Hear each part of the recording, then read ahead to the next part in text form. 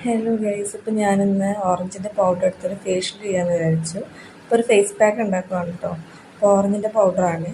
അപ്പോൾ അതിൽ ചെറിയ കട്ടകളൊക്കെ ഉണ്ട്. അപ്പോൾ ആ കട്ടയൊക്കെ ഒന്ന് ഉടച്ചു കൊടുക്കുകയാണ്, കൈ കൊണ്ട് തന്നെ കേട്ടോ.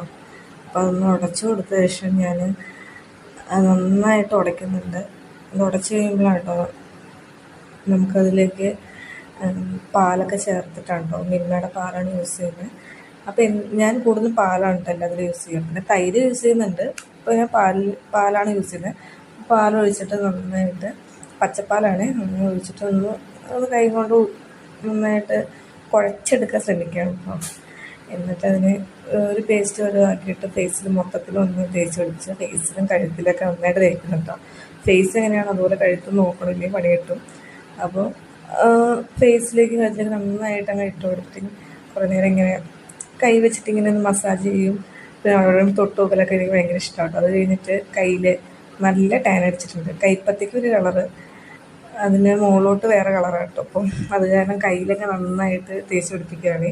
അപ്പോൾ ഏറ്റവും കൂടുതൽ ടാൻ അടിക്കുന്ന കയ്യിലേക്കാണ്. അപ്പോൾ കൈയൊക്കെ ഒന്ന് നന്നായിട്ട് ഓരോ ഫേസ് പാക്ക് ഇടയ്ക്കിടയ്ക്ക് ഇങ്ങനെ ഇങ്ങനെ തേച്ച് കൊടുക്കാൻ എനിക്ക് ഭയങ്കര ഇഷ്ടമാണ്. അപ്പോൾ കയ്യിൽ പ്രത്യേകിച്ച് നന്നായി തേച്ച് കൊടുക്കണം. ടാൻ അടിക്കണം പെട്ടെന്ന് അങ്ങനെ അറിയാൻ പറ്റും. അതിനുശേഷം ഫേസിലേക്ക് പിന്നെയും കൈ പോകും. ഫേസാണ് പിന്നെയും കൂടുതൽ നന്നായി ശ്രദ്ധിക്കുന്നത്. അപ്പോൾ ഫേസിലുള്ളതൊന്ന് നന്നായിട്ടൊന്ന് ഉണങ്ങി കഴിഞ്ഞ ശേഷം ചെറുതായിട്ട് ഒരു ഭാഗത്ത് മാത്രം ജസ്റ്റ് വെള്ളമൊഴിച്ച് നോക്കൂ കേട്ടോ.